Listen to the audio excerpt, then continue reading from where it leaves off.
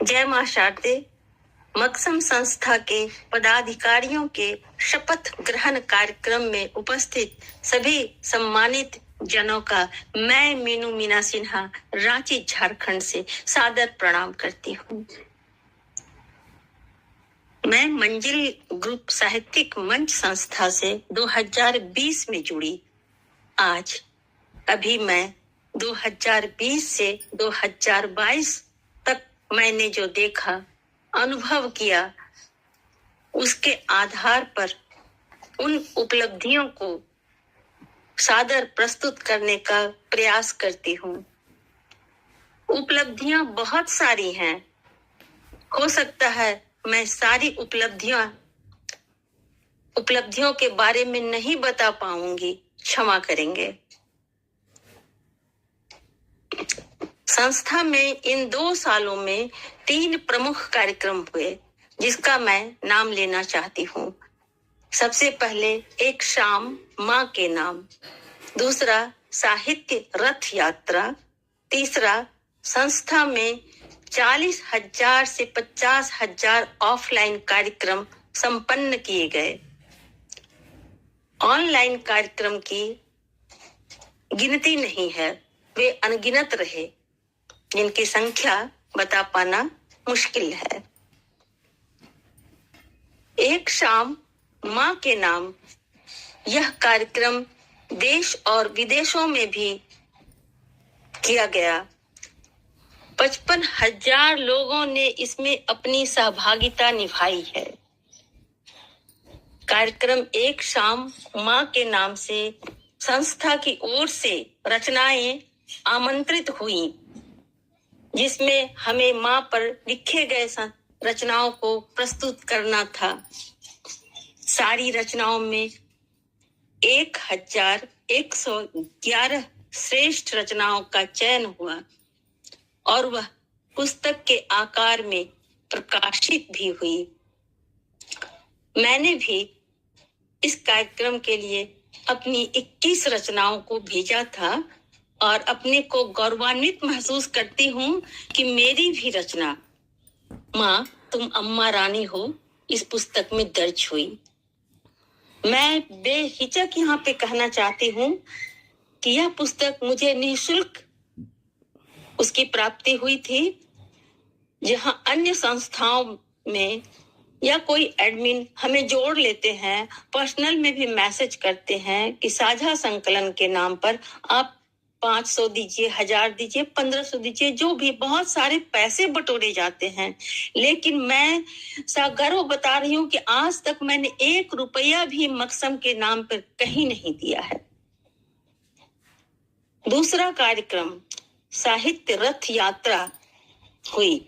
यह एक महत्वपूर्ण कार्यक्रम रहा, जिसमें पदाधिकारी गणों के द्वारा 3 लाख किलोमीटर की यात्रा पूरी की गई। यह यात्रा 3 साल में अपने मुकाम पर पहुंची। जन जन से साहित्य को जोड़ने का अथक और सफल प्रयास। तीसरा कार्यक्रम संस्था की दृष्टि से बहुत ही महत्वपूर्ण है, सबसे अधिक महत्वपूर्ण है। जब किसी व्यक्ति ने व्यक्तिगत रूप से अपने 5 दोस्तों या अन्य व्यक्तियों को आमंत्रित किया और उन्हें रचना पाठ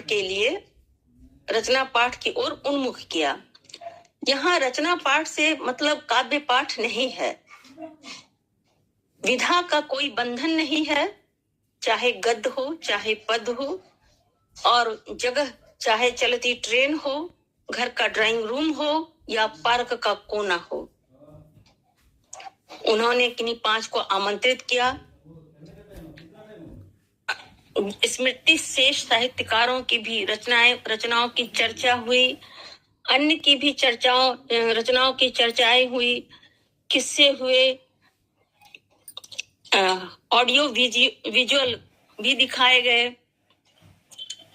खास बात यह रही कि जिन्होंने 5 लोगों को आमंत्रण देकर बुलवाया था, उन्होंने अपनी कोई रचना नहीं सुनाई। यदि उपस्थित लोगों ने जिद की तो उन्होंने कुछ अपनी पंक्तियां सुना दी। मंजिल ग्रुप साहित्यिक मंच के उद्देश्य से जुड़ा यह कार्यक्रम हमें मैं से हम की ओर ले जाता है। यहाँ मैं का अस्तित्व खत्म हो जाता है और हम के रूप में हम सभी आगे बढ़ते हैं। यह सबसे सफल कार्यक्रम रहा और जो सतत चलता रहता है। इसी के तहत मैंने पटल पर देखा, हम अपनी रचनाएं डालते ही हैं, लेकिन अन्य की रचनाओं को भी हम साभार प्रस्तुत करते हैं, उसकी समीक्षा करते हैं और उस रचनाओं को पटल पर लाना एक सम्मानीय स्थिति है। उन्हें जानकारी नहीं भी हो रचनाकार को, लेकिन उनकी रचनाएं यहाँ पढ़ी जा रही हैं, समीक्षा की जा रही हैं। इस तरह संस्था का सतत प्रयास, साहित्य का विस्तार अनंत तक होता रहे, यही चलता रहता है। कोई संस्था महत्वपूर्ण नहीं होती है, महत्वपूर्ण होते हैं उनके पदाधिकारीगण, सदस्यगण, सभी की कार्यशैली, लगन, समर्पण संस्था को आगे बढ़ाती है, महत्वपूर्ण बढ़ाती है।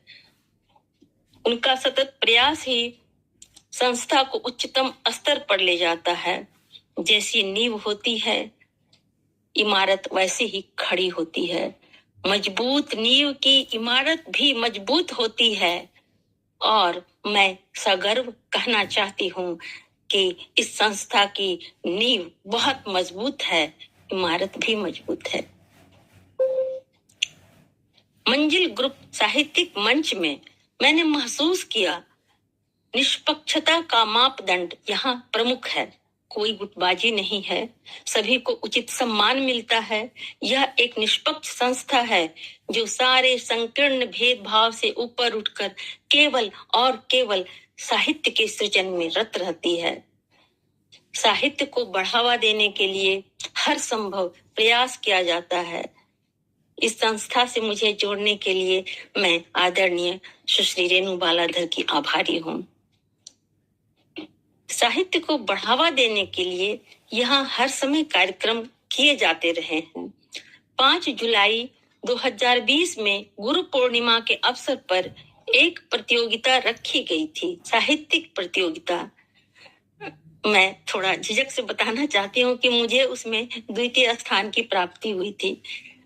6 जून 2020 को अंतराक्षरी प्रतियोगिता संपन्न हुई थी, जो 3 घंटे चली थी और उसमें मैं पर नहीं जोर दे रही हूँ, लेकिन मुझे द्वितीय स्थान की प्राप्ति हुई थी। 2021 में बनारस के चंदौसी ग्रामीण कार्यक्रम में मेरे बनाए हुए चित्र का जब अध्यक्ष महोदय ने पटल पर अनुमति ली तो मैं बहुत आह्लादित हुई और उत्साहित हुई कि कला का यहाँ सम्मान है। मुझसे पूछा गया, महिला दिवस के अवसर पे नामित सूची में मैं भी थी, लेकिन नहीं वहां पहुंच पाने की असमर्थता में वो टीस बन के रह गई। लाल, हरे और पीले कार्ड के आधार पे जो रचनाओं का आकलन किया जाता है, इसका मतलब मैं समझती हूँ कि कोई एक सर्वोपरि नहीं है।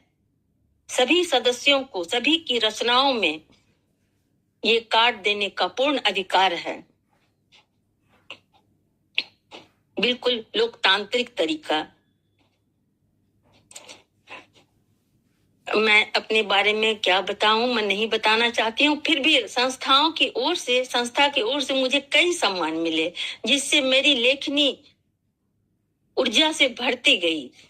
मुझे स्वर्ण कमल मातोश्री सम्मान, रचना शतकवीर सम्मान और 2025 में स्वाधीनता रजत जयंती सम्मान मिले। ये संस्था का अपने सदस्यों का आकलन है, जिससे सम्मानित कर वह उसे हमेशा आगे की ओर प्रोत्साहन देती है। मैं आभारी हूँ।